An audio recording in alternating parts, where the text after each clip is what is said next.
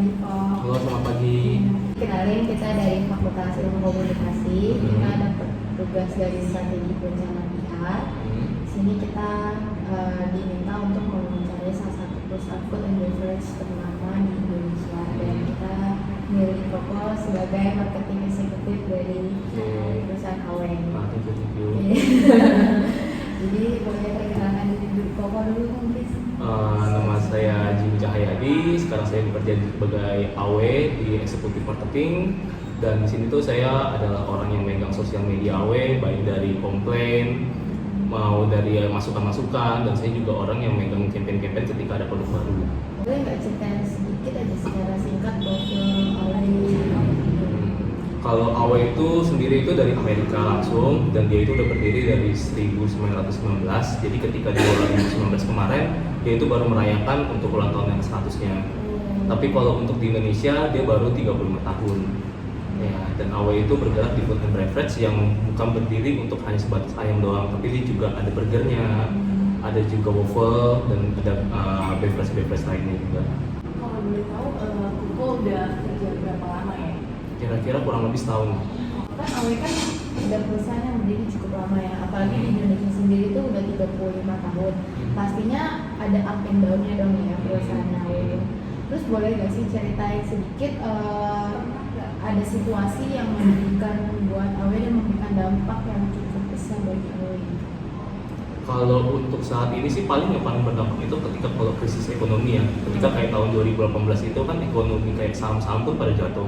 Itu pun jadi daya beli masyarakat pun jadi agak sedikit menurun. Nah dari situ kayak penjualan 2018 dibandingkan dengan yang lain mungkin agak sedikit kurang. Dan itu tapi bukan dikarenakan internal, tapi lebih karena faktor eksternal kita. Ya. Kalau dari faktor internalnya ada nggak sih kayak yang sampai benar-benar memberikan dampak lah buat AW?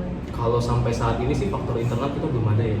Belum ada dampak yang sampai benar-benar bikin trouble yang sampai besar sih belum ada. Terus kalau misalnya dari AW sendiri yang krisis ekonomi yang kemarin 2018 itu dia ada usaha nggak untuk menanggulangi biar penjualannya nggak seturun itu gitu? Ketika 2018 itu sih kita paling ketika emang daya beli masyarakat berkurang itu kita gencar-gencarin di advertisingnya. Jadi kita ngelakuin boosting segala macam di konten-konten yang emang kita produknya mau kita jual, dan itu cukup membantu banget. Berarti advertising dari AW sendiri itu sangat membantu penjualan AW ini sendiri. Iya. Kalau misalnya dari hambatan yang krisis ekonomi tersebut, itu bisa jadi peluang gitu nggak? Kalau saat ini ya bisa dikatakan untuk jadi peluang, karena ketika kita melakukan advertising kita kan menjual dan kayak memasarkan produk-produk yang mungkin kurang lebih mereka masyarakat itu belum tahu kan. Jadi ketika kita ngelakuin advertising yang besar-besaran di situ jadi kayak masyarakat tahu ini loh AW ada produk ini, dan itu jadi nilai plus sendiri secara tidak langsung. Berarti itu dari hambatannya jadi opportunity. Iya. Terus kalau misalnya selain itu AW itu punya nggak sih semacam call center atau kayak di Instagram yang buat menangani komplainan dari customer gitu? Oh, kalau itu ada kok, itu saya sendiri yang pegang. Jadi ketika kalau misalkan sosial media ada komplain-komplain dari customer, itu bakal saya langsung tanganin sendiri. Gitu. Dan ada beberapa orang lain lagi. Karena kita ada bentuk tim biar itu kita kayak respon banget untuk dalam hal komplain. Apakah kalau komplain itu hanya bisa lewat sosial media atau Ada sebenarnya melalui email juga, tapi kita lebih fokus kepada sosial media karena kan lebih banyak orang pengguna di sosial media kan. Benar sih. Terus pasti kan pernah dapat komplain-komplain gitu kan, dan kan Koko sendiri yang menangani komplain-komplain tersebut itu gimana sih caranya menangani komplain-komplain yang kayak strateginya gitu? Kalau pertama sih kalau step by step kita nanganin komplain itu, pertama pasti kita kasih tahu dulu ke pihak manajemen store yang paling atasnya. Dari situ kita bakal survei dulu, bakal investigasi kira-kira tuh komplainnya masuk akal atau tidak. Karena kan ada beberapa kadang komplain yang menurut kita itu udah nggak masuk akal kan. Karena apalagi kalau misalkan komplain tersebut sudah ada range karena ada pihak ketiga, kayak misalkan mereka contoh pembelian mulai dari online, dari Grab, dari Gojek. Di situ kita harus cari tahu dulu penyebabnya itu dari mana. Setelah kalau memang udah diketahui, baru kita tindak lanjuti dengan customer yang bersangkutan. Kalau sejauh ini komplain yang paling banyak diterima dari AW sendiri? Paling sih, kalau itu sih paling karena rasa sih, mereka kadang nggak ekspektasi. Menurut mereka tuh kayak harusnya gini. Ya rasanya. seperti kayak misalnya contohnya es krim. Es krim mereka ekspektasinya itu masih dalam ketika mereka sampai itu mereka ekspektasinya masih bentuknya utuh gitu. Iya. Padahal kan kita tahu sendiri kalau es krim kan nggak mungkin kan masih Iya, dalam iya. bentuk pasti udah agak cair. Sebenarnya Awe itu ada di kampus kita juga dan aku sama dia itu Hmm. orang yang tergolong sering beli Oh, es nice. krim. Oke. Ya. Nah terus Oke, habis oke. itu kemarin itu baru keluar yang Oreo ya kalau Iya. nggak salah. Hmm. Iya, terus Nah terus habis itu udah aku coba juga, terus memang menurut aku tuh di foto sama yang aku dapatkan itu agak sedikit berbeda gitu Iya, kan. iya. Mungkin hal seperti itu nggak sih yang dijadi komplainan sama orang-orang? Salah satunya sih sebenarnya juga itu, cuman kan mungkin kalau ada beberapa orang sebenarnya sudah paham tentang itu karena kan apa yang gambar yang dikasih lihat dalam poster itu udah pasti kan hanya only display. Iya. Pada realnya kan pasti kita nggak akan persis seperti itu lah, nggak akan 100%. Itu berarti orang-orang yang kurang mengerti, Iya. yang kurang tahu lah. Iya. Ya. Tapi kalau misalnya Awe sendiri tuh ada gak sih strategi khusus yang emang udah direncanain buat menanggulangi hal-hal seperti komplainan tersebut atau sebuah minimalis. yang meminimalisir dampak-dampak yang nantinya bisa diberikan buat Awe-nya sendiri? Kalau misalkan hal seperti itu sih paling kita cuman bagaimana cara meresponnya doang ya. Kita nggak akan sampai ada strategi untuk mengurangi itu, tapi kita lebih cara kayak untuk menjelaskan ke customer-nya kenapa seperti itu. Karena kalau komplainan itu kan kita nggak pernah bisa kontrol apa aja yang mereka komplainin kan ya. Paling kita cuma sebatas hanya untuk kayak penjelasan ke mereka bagaimana biar mereka mengerti. Sebenarnya dari pihak awal itu ada perencanaan nggak untuk jangka panjangnya? Misalnya kita akan melakukan kegiatan tertentu untuk menjaga nama baik kita di depan konsumen langsung. Ya kalau untuk saat ini sih untuk terus-terusan untuk menjaga nama baik AW sih kita cuma selalu bikin campaign-campaign kayak Nostrau saat ini. Kita jadi kayak untuk mulai untuk ke lingkungan sekarang. Untuk saat ini sih seperti itu. Dan apakah ada kemungkinan dari pihak awal sudah merencanakan soalnya masyarakat Indonesia sudah tahu lawan dari awal pasti sudah ada Iya. Apakah ada strategi untuk Ya kita untuk awal tahun ini kita udah bangun strategi untuk nanti di akhir 2020 sih. Cuman untuk strateginya masih rahasia dulu. Iya, iya. Tapi terus semenjak ada kayak sini gitu, penjualan Awe-nya sendiri itu gimana sih? Kayak lebih menurun kah atau masih tetap karena beda pasar atau gimana? Sebenarnya sih walaupun ada kompetitor malah posisinya itu lebih baik Baik. karena kita di sini jadi pemain pasarnya bukan cuma satu dan advertising dari mereka pun sebenarnya bisa dampak ke kita sendiri secara tidak langsung. Benar sih. Kalau tadi ada di sini soal campaign-nya Awe sekarang ini, itu ada diceritain nggak sih soal campaign?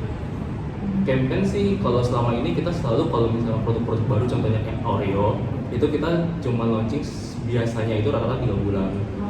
Tapi kalau tapi kalau misalkan ternyata penjualannya bagus itu kita bakal lanjutin terus. Nah, dari campaign itu biasa kita lihat dari faktor-faktor lingkungan Indonesia bagaimana sekarang untuk kita launching produk-produk baru. Jadi lebih mengikuti perkembangan Iya, sekarang. iya. Kalau nggak itu perkembangan susah sih ya. Iya, Karena iya. sekarang lebih ke apa yang viral Up to date. Ya. Jadi ngurusin konten-konten juga nggak kok di Awe? Ya ngurusin konten-konten juga. Jadi apa semua yang konten yang diupload di sosial media itu aku sendiri yang upload. Oh, terus kayak gitu inspirasinya banyak dong kayak sumber-sumber. Ya paling itu kalau itu kita masuk-masukkan sih. Kita kan emang ada tim marketingnya sendiri dan itu suka tim kita sendiri pun juga suka kasih masuk-masukan. Dan dari situ kayak jadi kepikiran hari ini tuh kita mau upload kira-kira kontennya tentang apa, yang lagi trending apa.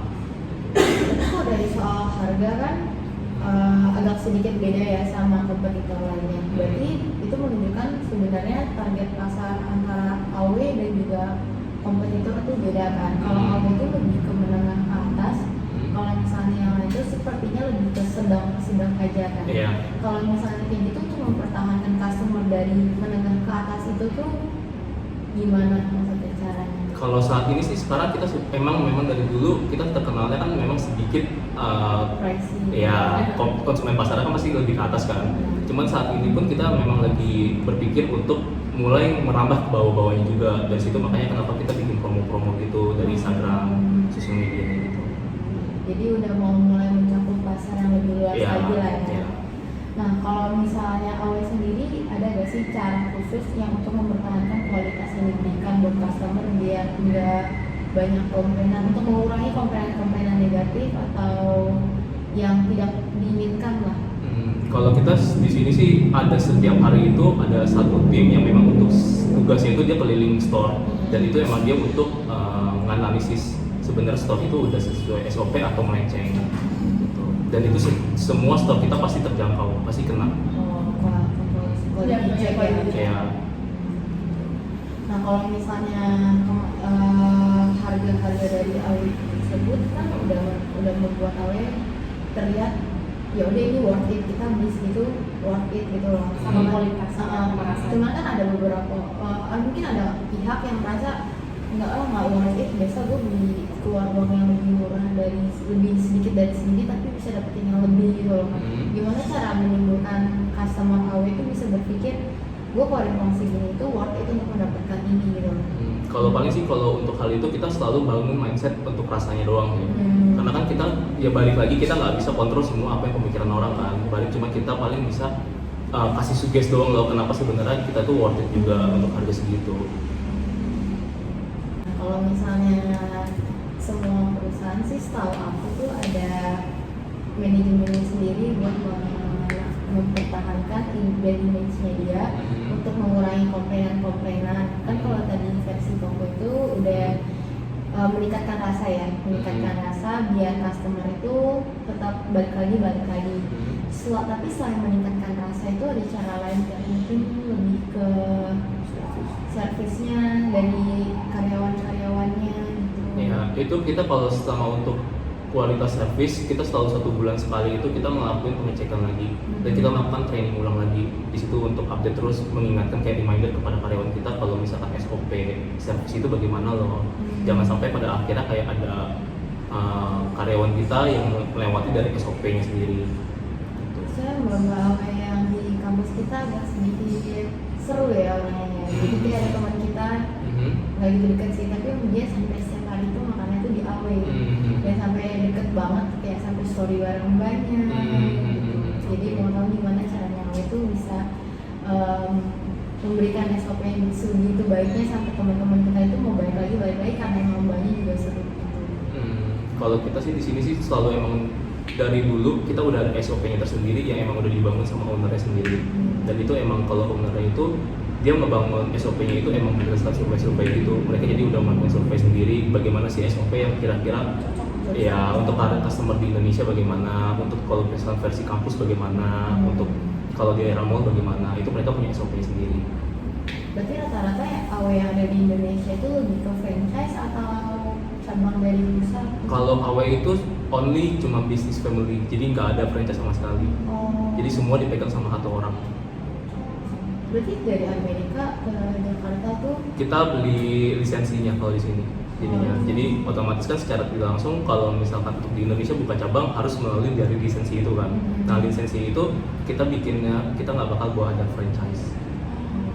jadi semua cabang AW yang ada di Indonesia itu yang pegang tuh satu orang. Ya.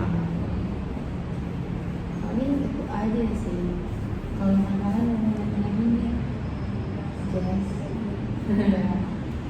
Atau dari Koko sendiri kayak ada pengalaman yang gimana gitu tentang selama menerima dari eksekutif yang paling berkesan? Kalau di sini sih yang paling Atau enak itu ada adalah customer yang agak nyebelin kayak aneh gitu ya. ya pasti ada. Kalau customer itu kadang malah ada orang yang ngirimin hal-hal yang sebenarnya nggak penting tentang foto selfie mereka.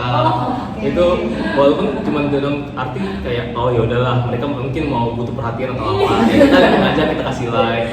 Ya sebatas itu doang sih kalau yang uniknya.